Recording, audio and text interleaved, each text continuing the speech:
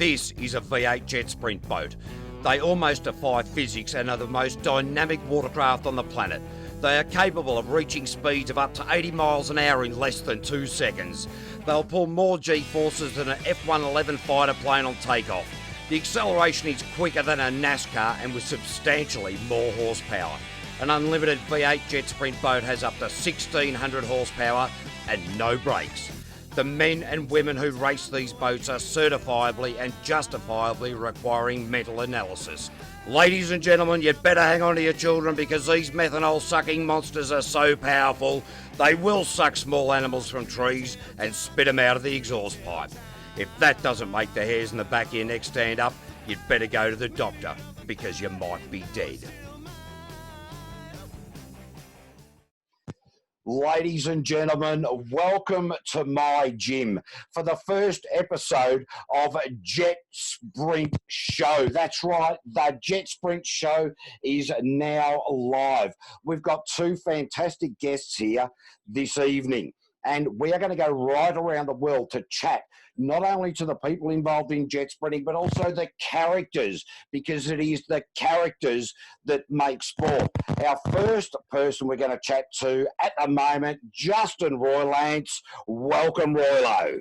How are you, mate? Oh, bloody shit hot and shiny, mate.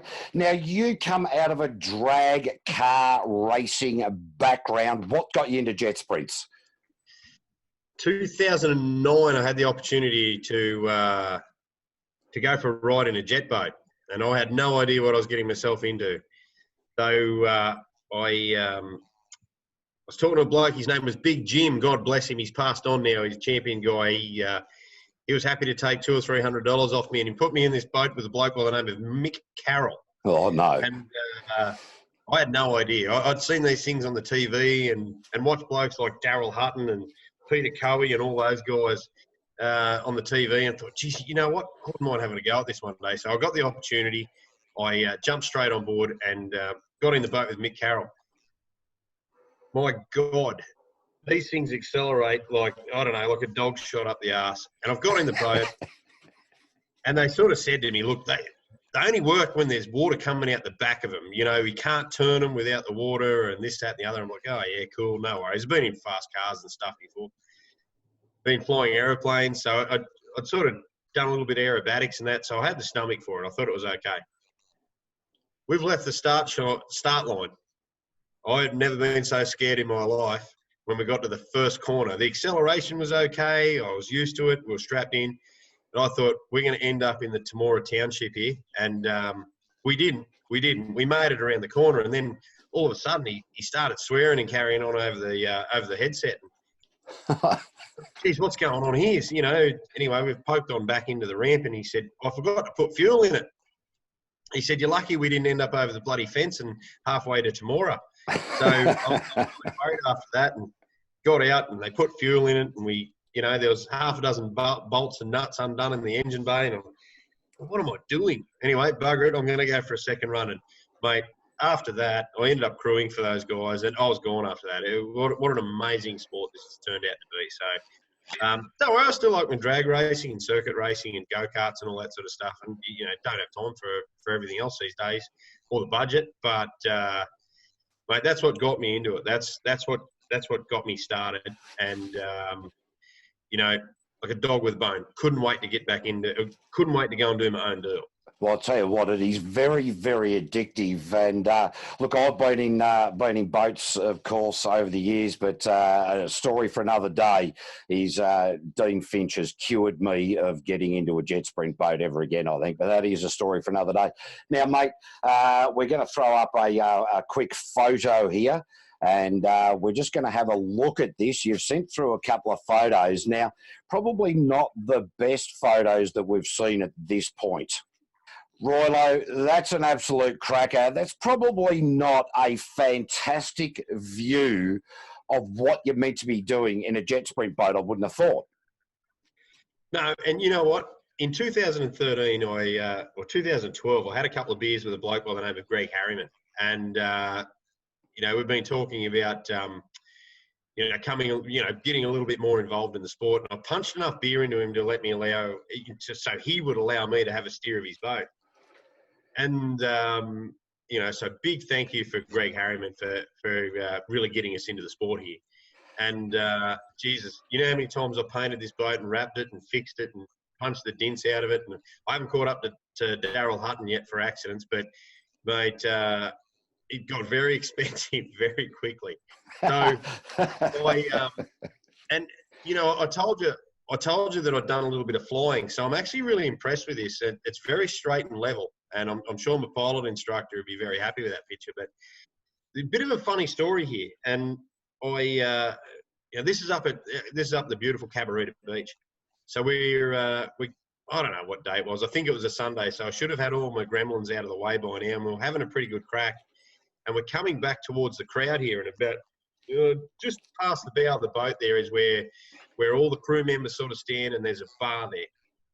So I'm unable to find the footage for you where we actually came to the stop and we're on fire, and my lovely wife Bree, who was navigating for me at the time,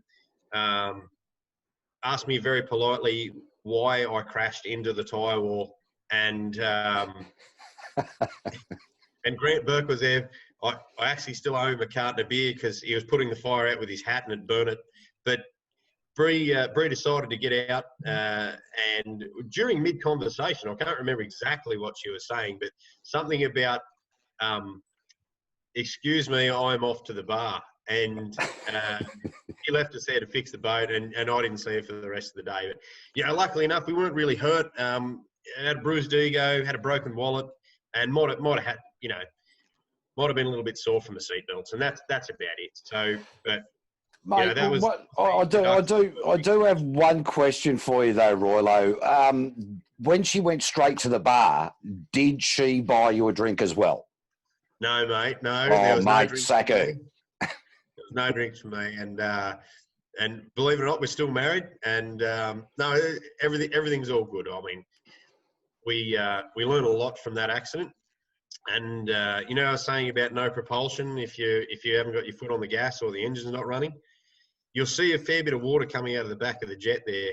And I think that's just the remnants. There's a little bit coming out the bottom of the intake as well. But what I did, I bumped the bank and pretty much shit myself and got off the throttle. And then we had no steering, and we're just passengers after that. So yeah, learned a pretty good lesson there. So every crash I've had since has been on the rev limiter. So good to learn. Good to learn. I'll try not to do that again. Yeah, that's right. Well, we're going to introduce our other guest for tonight, and a man who is well known in jet sprinting circles and right around the world. And look, this bloke has had some amazing wins. He's had some amazing crashes. But welcome to Daryl Hardnuts Hutton. G'day, Nutsy. There you go, Kaylee. G'day, mate. Great to see you. Thanks for joining us, mate. What do you think of Roylo's little off-course excursion in that photo there?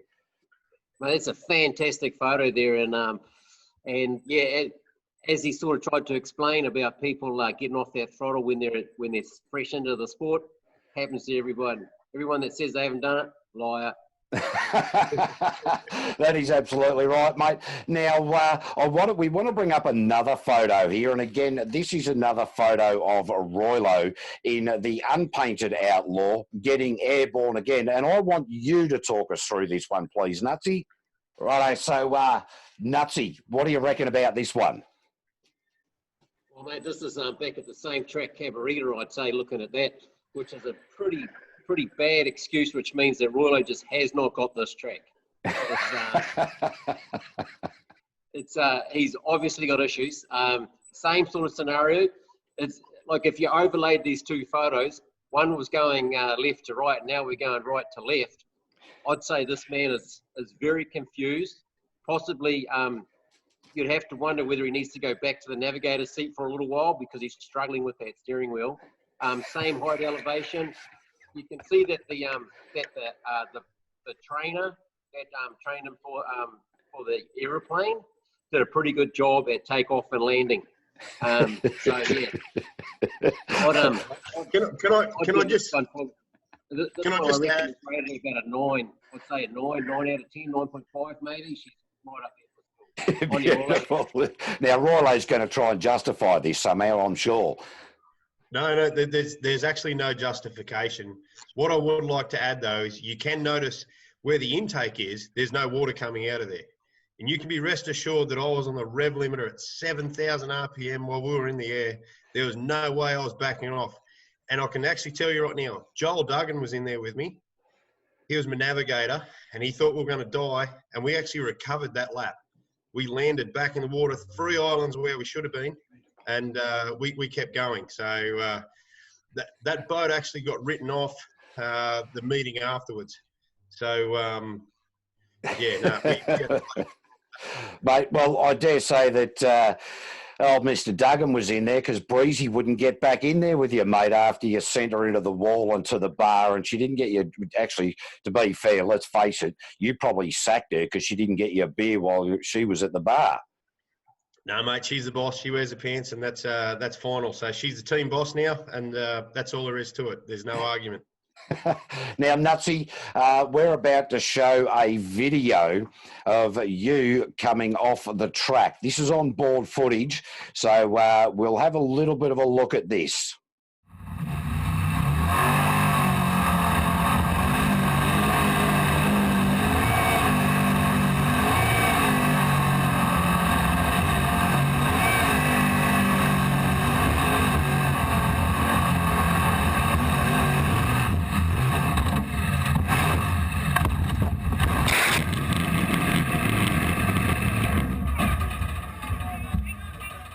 Nutsy, I was there that day, 2009, Melton, second round of the World Series. It went pretty bad. Well, depends which part you concentrate on there, caveman. You know, like if you look at the first 10 seconds, it was going pretty good.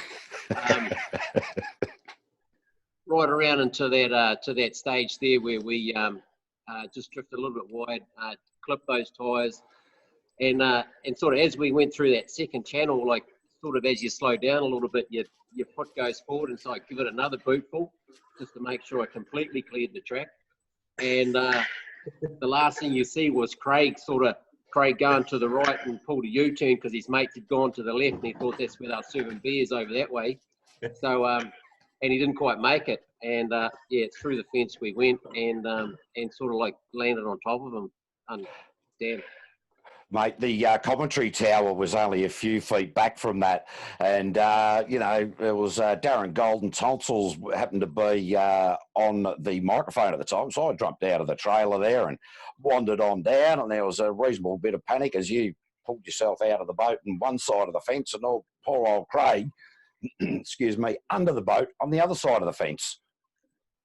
That was the worst part, caveman. I could hear him like screaming, you know. And so we're trapped in the boat. We sort of couldn't get out until they pulled the wires out of our way and let us out. But all we could hear was them just yelling in the background. And I'm just thinking, holy shit, I've cut this dude in half, you know, like we sharpen our skegs underneath for these situations. Like nothing is going to slow us down. So that's the way that it just, I could hear him, and I just expected there to be blood and guts and shit all over the place. Mate, the funny thing is that the Ambos had him on the whistle, and he was making a fair bit of noise, and fair enough, you got probably half of that was panic, and then the other half was pain, I would have thought. But a mate of mine just happened to be on that side of the track at the time, and I remember him walking away and saying to his two young girls, "Now listen, girls, if I hear you screaming like that again, I'm going to belt you on the ass." But what and a lot of people probably don't realise this, and that's it was a bloody funny thing to say, but the poor bugger, he's got adrenaline running through him. He's in shock, and you parked on top of his bloody foot. Well, it's just the way it sort of ended up, man. Like I was actually aiming for the other guy, but he was a bit quicker on his feet. The first one got away, but Craig, like I said, he changed his mind, mate. He's sort of like one of those things in jet sprinting. Once you decide to go one way, you got to go that way because the other option's gone. Mate, Yeah. that's probably one of the well, not a highlight as such, but you've had some massive accidents over the years. You come from marathon racing jet boats over in New Zealand. Now, you had a pretty good couple of runs with Gary Smith, or otherwise known as Choco, a famous jet sprinter in New Zealand. Run us through some of those ones. Well, there's a couple of situations with Choco, mate. One of them was like, we're new to the sport, you see, and so we had a tunnel hole, first race in a tunnel hole, like get something, don't try and learn how to drive it, just go and race it. Anyway, we're doing 100 mile an hour down this river and came round this corner and the wind picked us up. And so a tunnel hole's already floating anyway, so that it's because that's how they get speed out of them. There's only the grill pretty much of a tunnel hole in the water. So as we come around the corner and into this headwind, the wind just picks us up and turns us sideways, and we're called, it's what's called kiting. And so here we are. We are just looking for an accident somewhere to happen, you know. And as it puts us back down in the water, there's right in front of us is this great big pine tree, and I think it was that little bit of that jet sprint instinct, you know. I was just like, floor it, turn it. Don't back out of it. Don't back out of it, because we'd backed out. We're gonna make love to this pine tree, but we're still here, mate. We slowed down probably like 50% there for a little while, calm the nerves, and we came good and realised that kiting is not something that we really want to do. And the other one that I always remember about Choco, so in a marathon, you know, a marathon's over a week, got 900 kilometres to do, and I think this one in the South Island was about 14 different sections, and anybody that's been to Queenstown and gone for a jet boat ride there, they've probably done the shot over jet, which comes up through the canyon. Now, there's places in the canyon where it's not much wider than your boat. Like, be lucky if it's 2 boat width, probably not in places, and it's just big rock wall. I remember racing up through there, just dodged a rock on the way up, but on the way back down, old Chocker, he wasn't happy about it at all, you know, because I'm trying to keep the speed going to stop the bow from raising too high and get over it. And all this Choco's doing is just slapping the dash. Slow down, slow down. That's all I could hear, you know. And we made it like no scars, made it back around, and I think we'd had a failure, so I came third overall in our class or something. But that was our first real crack at a world marathon. So we came home with smiles, mate, nothing but fun.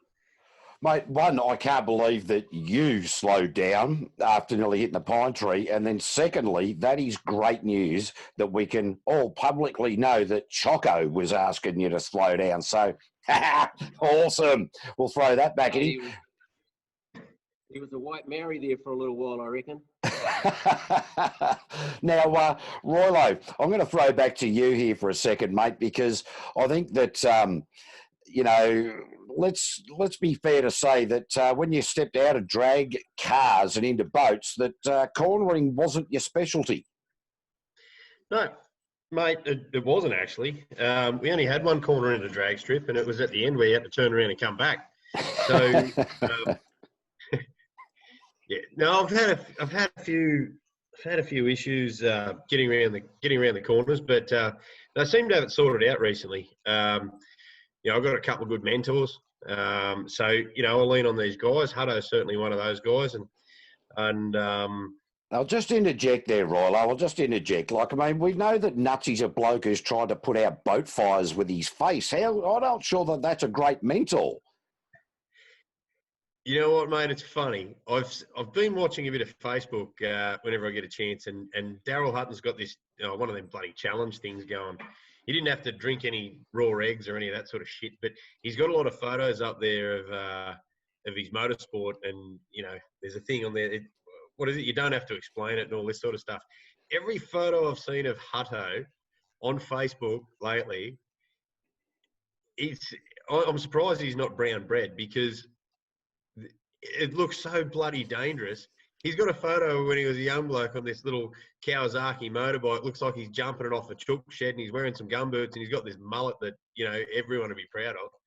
And, you know, this guy is our chief safety officer for Australian V8 Superboat. So I can see why he's actually our safety officer, because he's done all the dumb shit that could have bloody broken in half. Ask him about his Christmas parties offline. See what happens there. Well, in fact, I'm about to throw back to Nutsy here. Nutsy, one of your other off-track excursions when, of course, you were racing the river races during another World Series, I believe. No, not quite a New Zealand series. So same thing, South Island, flooded rivers. We'd built there was a team of us, Craig Highlands, Tony Galbraith and myself. We'd built this new boat and having a crack at the 2007 New Zealand series, in the South Island. So one of it though, like when you're boating upstream, it's all right because you're gaining an altitude and you can see where the river goes and things like that. But when you're coming back downstream, sometimes you can't see where they're going. And like you got to remember, these are New Zealand rivers that are braided everywhere and they can be a mile wide and there'll only be one channel that gets you through. And anyway, we're smoking down at like probably 110 mile an hour, get to this channel, and I thought, I seen the first chute go to the right and I thought, I'll take the next one. Well, there wasn't a next one. So all as we could do was haul it round to the side, and just the last little bit of water that we had, which was only a couple inches deep by this stage, we give it the biggest gas that we could, and then we actually bounced across the stones for 80 metres, managed to make it back in the water, carried on, won the New Zealand Marathon, and shifted to Australia as NZ1 in river racing. That's an absolute cracker. Mate, Roylo alluded to the fact that you've had a couple of good parties over the years. I do want to ask you one story. Now, recently, within the last year or so, you had a bit of a fire going in the backyard and you tried to get something over the fire. Yeah, what was that, mate? Well, lesson number one, don't hide the keys to your work ute on top of the sun visor, because there's a fair chance that someone will find them. So, so we had a bit of a bonfire going there. It was actually my 50th. So there was everybody was drinking water and coffee, as you can imagine, and night there was a big bonfire going, and so we decided that we would see if we could jump the Hilux work ute through the fire. If there's one thing you learn in life, everything doesn't quite go to plan, you got to learn something out of it. So what did we learn? We learned big chunks of firewood are hard to drive over, and four-wheel drive utes are called four-wheel drive if you put them in four-wheel drive. Otherwise, they are just useless. So the two mistakes we made: firewood was too big. Four-wheel drive wasn't engaged, and so long story short, the ute only got halfway. Well, we're going to talk about see some of your antics in your shed right now. We're just going to play another video here, so we'll just push the play button on this and check it out. Knew that we couldn't start the top three because our engine had expired. There's a bit of a story to it. It goes something like this. I could go on about compression ratios times boost. It was 88 divided by 4 times fuel pressure, advanced timing, oil pressure, water pressure, bucket head gaskets, faults, and all kind of different things, but that's getting too technical, so I'll give you a Nutsy version of it. Righto, in a V8 engine, you got 8 of these piston thingies. Normally, you got 8 rods as well, these roddy things, and they're joined together. The rod hooks to a crankshaft, goes up and down inside the block. I haven't got the block anymore because it's already gone to the speed of God. So here it is. This is going up and down 100 times a second. Vroom, vroom. So for it to do that, you need a bit of fuel. Then we chuck in a spark plug, and what that gives us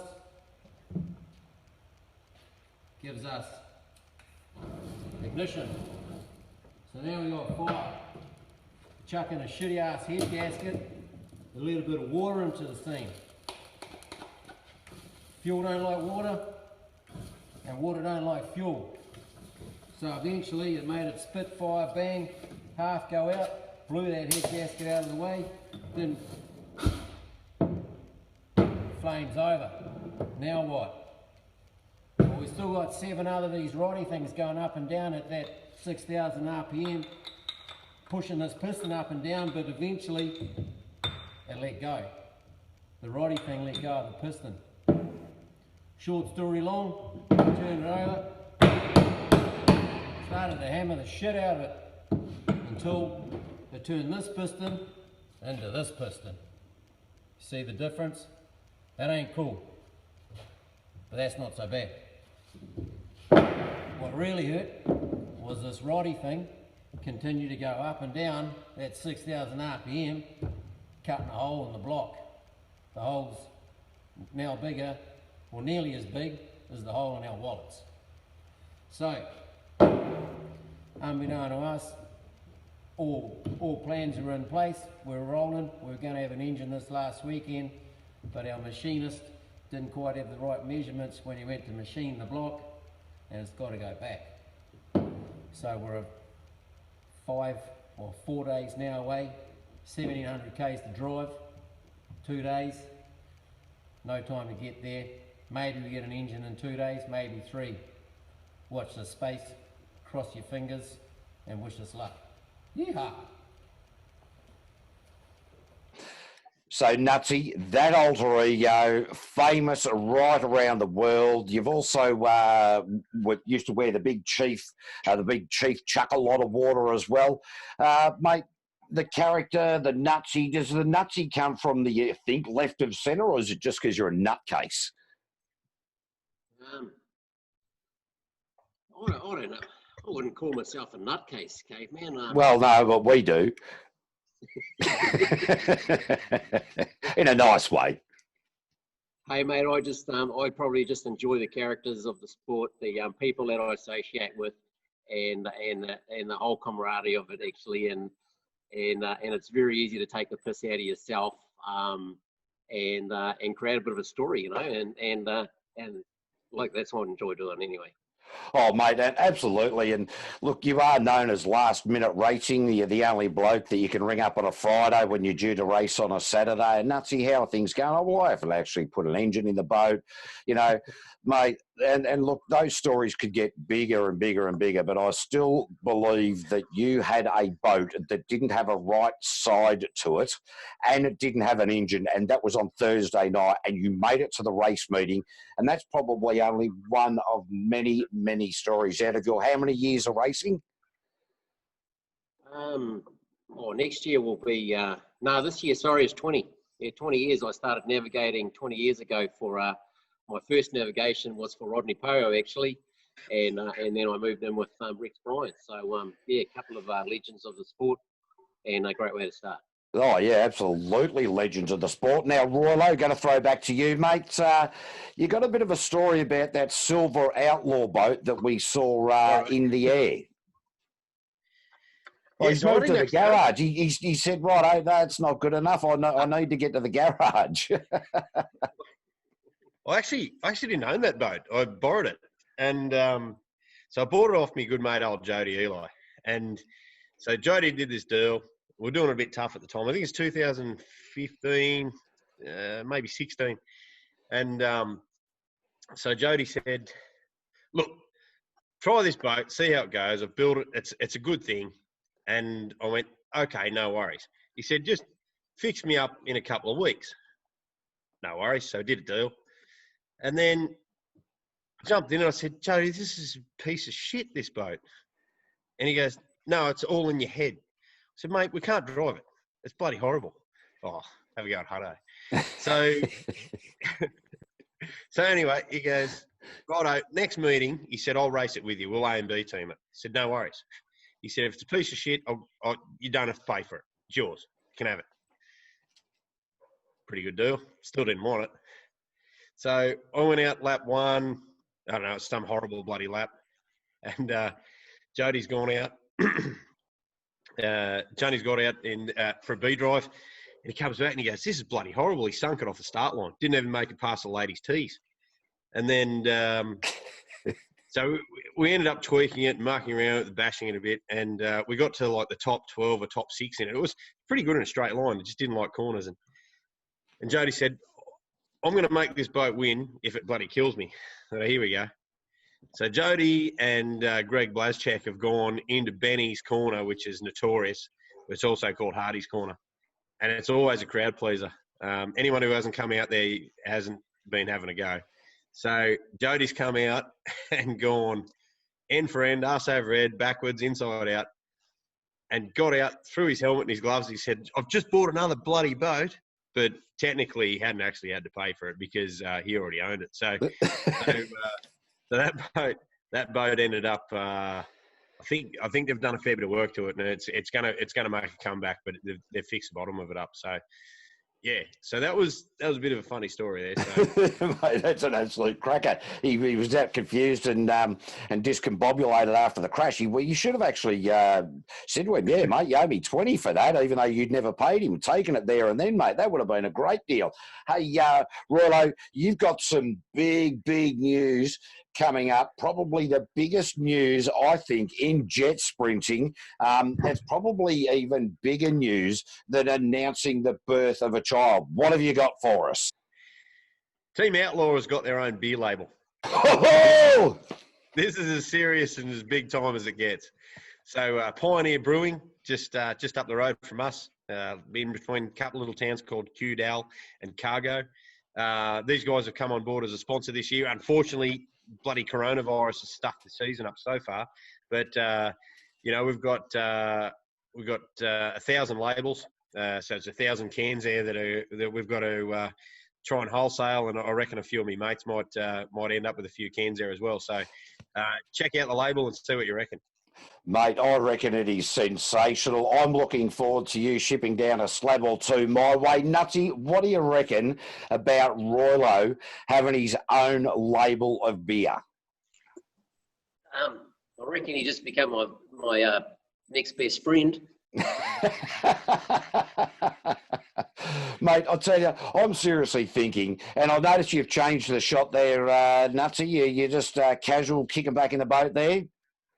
Oh, mate, Roylo was going on like an old hammer there for a while, so I had to go down.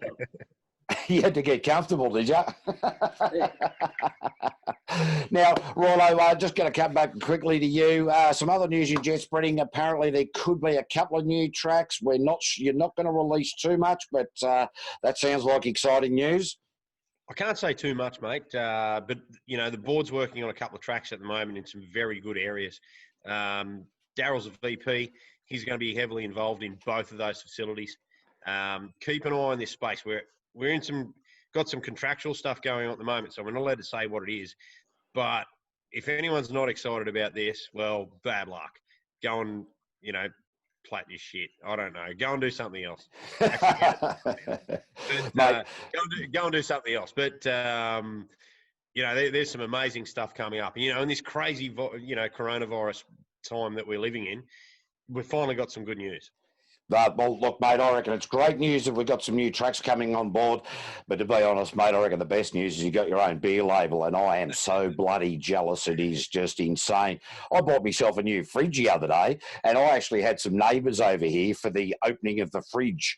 We had a party for the opening of the fridge, and it was quite a good thing. But now I'm committed to getting my own beer label up and running as well. Now, Nutsy, again, back to you, mate. You got anything to add? We're just about out of time, and mate, great to have you on board. Anything else you'd like to say to the jet sprinters around the world? Hey, 2020 is going to be a year that we're going to remember forever, that's for sure, but I'm pretty keen to get back on the water, and I think a lot of other people are, so don't write us off this year. We're trying our hardest to get back as quick as we can. How about we do show us your shed as part of it? I like that, mate. We are going to absolutely take that on board. Show us your shed. Welcome to the new episode of Show Us Your Shed. And in the background up here, you'll see that we've got the big banner on the side of the thing. Comes around on this side of the shed. We've got 1,300 horsepower in there. And then just as a little bit of a spare down here somewhere, we've got another 1400 horsepower just in case that. And I still got that piston thingy. And over here, like, because you can never you just can't throw this shit away. The Roddy thing. Remember the Roddy thing? So that's us for Show Us Your Shed.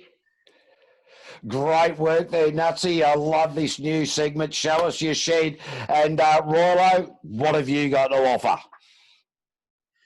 Mate, we're actually not at my shed. We're at the workshop here at the moment. So we've got 26 horsepower worth of mini tractors here. We've got some mowers. We've got some lifting and rigging stuff behind us. And come and buy some more shit so I can go racing. That's what we need to do. Hey, perfect. Oh, hang on, I forgot. Hang on, not someone I forgot, but we've also got a lot of Spitwater stuff here. They're a great ambassador for the sport, and they kick the tin pretty hard down at our favourite little track there down at Keith. So thank you, Spitwater. Yeah, good on you, Daryl, and also Rilo. Thank you very much for both being part of the first ever Jetsprint show. We're hoping that with this technology and with this ability to be able to talk to people right around the world through this platform, we'll be doing more interviews with people regularly as we wait for the racing to get up and going, and indeed as racing continues. So, guys, thanks again for being part of the first show. Shit hot and shiny. We'll catch you next time.